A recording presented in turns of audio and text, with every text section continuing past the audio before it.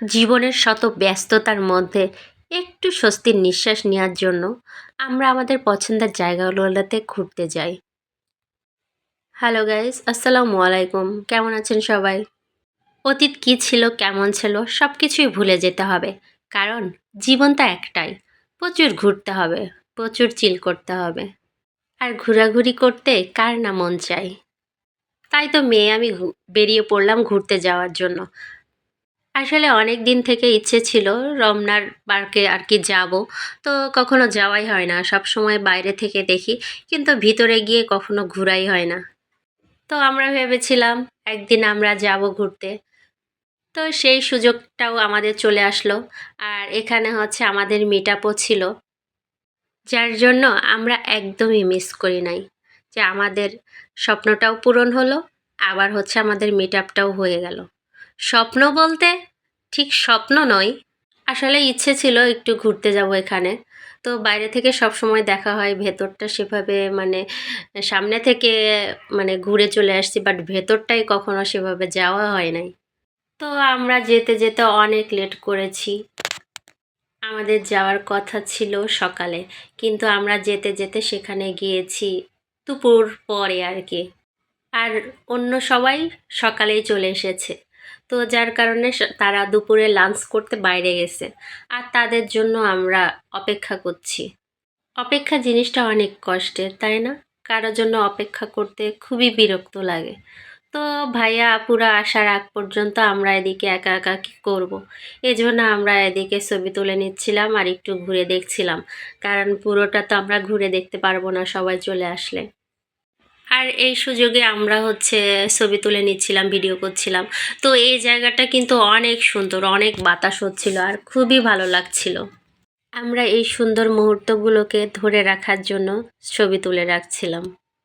ঘোরাঘুরির সবচেয়ে ভালো দিক হচ্ছে আপনি হাসির মাঝে লুকিয়ে রাখতে পারবেন এক আকাশ সমান বিষণ্ণতা। সমস্ত দুঃখ কষ্ট কিন্তু আপনি হাসির মধ্যে লুকিয়ে রাখতে পারবেন। মাঝে মাঝেই ঘুরতে যেতে ইচ্ছে হয়, কিন্তু ওই যে নিয়ে যাওয়ার মতো কেউ নেই, একা একাই ঘুরতে হয়। এখানে আমার মেয়েকে ছবি তুলে দিব, পাশে মেয়েটা এসে ছবি তোলার তো 12টা বাজিয়ে দিল। কোনোভাবেই সুন্দরভাবে যে ছবি তুলবো একা একা সেটা কোনোভাবেই পাচ্ছিলাম না। চারিদিকে দেখেন শুধু মানুষ আর মানুষ। এত মানুষের ভিড়ে একটা ছবিও ভালোভাবে নিতে পারছিলাম না। এখানে ভাইয়া ভাইয়ার চ্যানেলের জন্য কিছু ভিডিও শ্যুট করে নিচ্ছিল। আর এখানে এই যে দেখেন কতগুলো ক্যামেরা সবাই ধরে আছে। এত এত কন্টেন্ট ক্রিয়েটারের আসলে অভাব নেই। এদিকে ভাইয়া ভাইয়ার মাইক্রোফোনটা হারিয়ে ফেলেছিল।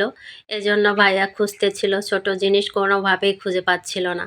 সেই বেচারিটা কখন থেকে খুঁজতেছে আর খুঁজতেছে, কিন্তু কোনোভাবেই পাচ্ছে না। অনেক আপু ভাইয়াদের সাথে কিন্তু আমার দেখাই হয়নি। আপু ভাইয়ারা লাঞ্চ করে তারা বাইরে থেকেই বিদায় নিয়ে চলে গেছে। এজন্য আমার সাথে দেখা হয়নি। কারণ আমি ওই যে গিয়েছিলাম একদম শেষ পর্যায়ে। আমার মেয়ের কোচিং টোচিং শেষ করে তারপরে আমরা বের হয়েছিলাম। যার জন্য আমার তাদের সাথে দেখাই হয় নাই। সবার সাথে দেখা হলে হয়তো আরও অনেক ভালো লাগতো। তারপরে যতটুকু সময় ছিলাম অনেক ভালো সময় কেটেছে। এদিকে বৃষ্টি আপু তো মেকআপ নিয়ে ব্যস্ত। মেয়ে মানুষ যেখানে যায় সেখানেই মেকআপ, তাই না? আপুকে যখন বলছিলাম, আপু বলছিল ব্যাগে আরও কী কী আছে সব কিছু দেখিয়ে দিচ্ছিল। একসাথে কিন্তু বেশ মজাই হচ্ছিল। আর এদিকে আমরা সবাই পিঠা খাচ্ছিলাম। পিঠাটা হচ্ছে একটা আপু নিয়ে এসেছিল, যার কথা না বললেই না, শাম্মী আপু। তার হাতের পিঠা এত এত মজার ছিল যা বলার মতো না। শাম্মী আপু, আরও কিন্তু আপনার কাছ থেকে পিঠা খেতে চাই। অনেক মজা পেয়েছিলাম সেদিন, খুবই টেস্টি ছিল পিঠাটা। তো এই যে আমরা সবাই বের হয়ে চলে আসছিলাম, কারণ আমি যাওয়ার পরে একটু পর থেকেই শুরু হয়েছে গুড়ি গুড়ি বৃষ্টি। তো বৃষ্টির জন্য আসলে বেশি বৃষ্টি না হলেও হালকা হালকা বৃষ্টি হচ্ছিল।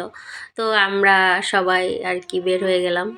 এদিকে ভাইয়া আমাদেরকে পপকর্ন খাওয়াচ্ছিল।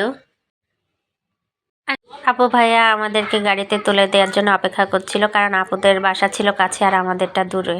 আজ এ পর্যন্ত, সবাই ভালো থাকবেন।